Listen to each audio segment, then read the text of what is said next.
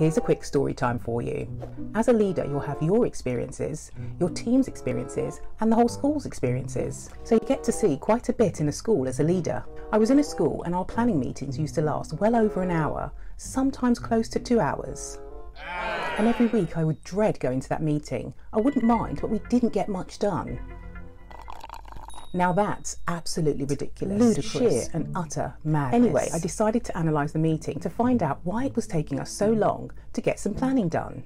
And nothing was ever finalised in that meeting because we just didn't have the time. I needed to find out what the problem was. We had an agenda, we had someone taking notes, we even had a start and finish time. So what was the problem?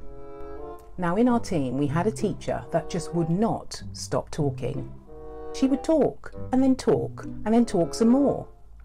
You ask one question. One question? And you would get lots of answers and additional information, but not the information that you'd need to answer your initial question. So you end up listening for ages. And that was the problem. I tried lots of things, like saying, let's talk about that after the planning meeting, or let's set a separate meeting for that. Or just saying, we've got 20 minutes left of the meeting, we need to get this, this and this done. I even gave her the permanent role of note taker to keep her occupied, but it didn't work. Now by this time the team were fed up and I was exhausted. It's so draining listening and watching someone just eat up all your time. Then I had a brainwave. Now she loved to talk, and to talk to someone you need another person or an audience. We used to hold all planning meetings in my room, so I changed it. We held all planning meetings in her room.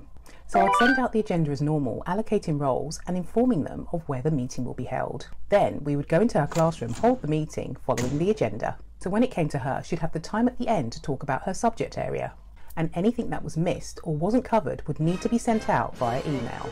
And at the end of the meeting, we would just get up and leave. Yes, when I closed the meeting, we all got up and left. Before we were trapped, we had to wait for her to leave, whereas now we could get up and leave and go about our evening. Now because this impacted her time, she knew she had to do something about her talking. Only when she could see how her talking had impacted her in the meeting was when she learned to reduce her talking. Sadly, sometimes that's the only way people learn, when they experience something negative themselves. Here are some activity ideas. Relative pronouns and this sentence. Did you know you could do this? Students writing. Follow and like. Let's write. And a noun. What is an expanded noun?